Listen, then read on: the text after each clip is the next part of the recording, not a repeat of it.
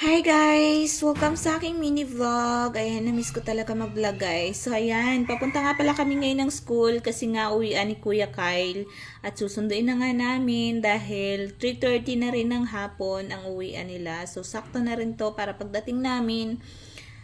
Saktong uwian na rin nila guys. So ayan, sa part na nga pala niyan ay palabas na rin nga pala kami dito sa aming highway. At sa mga nagtatanong nga pala kung anong grade na daw ng anak ko ay kinder 2 na nga siya. At ayan guys, medyo malayo-layo na rin ang school na pinapasukan niya pero okay lang yan. Mabuti lang talaga ngayon walang LTO for today's video. At sa public school lang namin pinapasok si Kuya Kyle para naman hindi talaga masyadong magastos.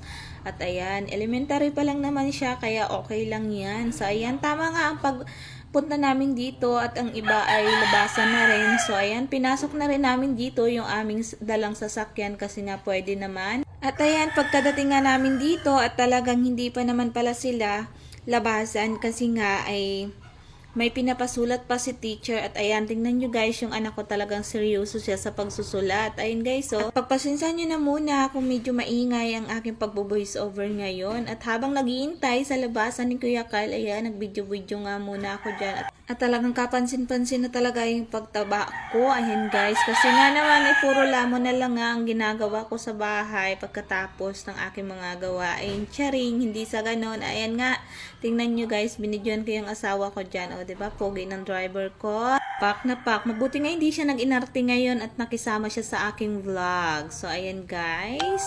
At tingnan nyo naman yung anak ko. O, seryosong-seryoso sa pagsusulat. Kung nakikita nyo lang ba yan. At nakita ko nga si Kuya Kyle nagpa-check sa kanyang mom. So, ayan. Chinik naman ni mom yung kanyang sinulat sa notebook. At ayan, may pinasulat sila ng pangalan. Pangalan talaga ang hinala ko guys. Kasi nga bago sila umuwi ay nagsusulat talaga sila ng pangalan.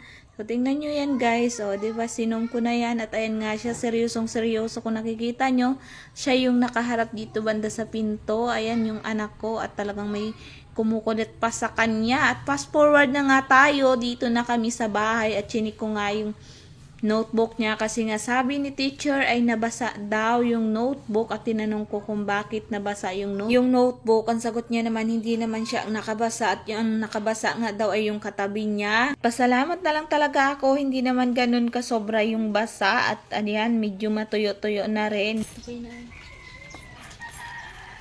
Sabi ka na-check mo to kay ma'am.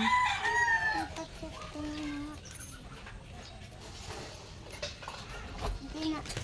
Sabi niya na. Ang pinapasulat namin dito. Ba't di mo to, ano? Mali pala sinulatan mo kanina eh.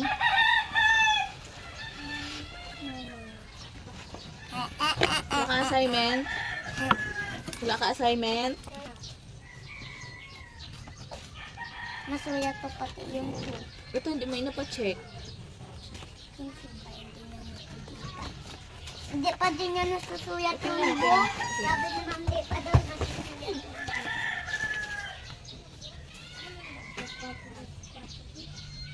Kaleng, in advance mo pala ang ano na? Ang kulay? Ah, pinachikan mo to kay mama?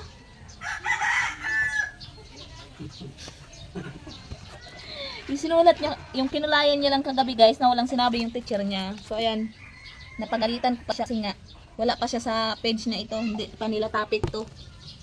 Pero chinika ng teacher niya din, oh. Ah, diba? Ganon kastig. Palakol naman. Uy! Uy! Wala! So, dito guys, oh. Galing. Galing, ah. Ganyan. Wow, galing din. Wow, puro cheat guys. Very good. Ano ba? Sabi ni ma'am ko nang daw.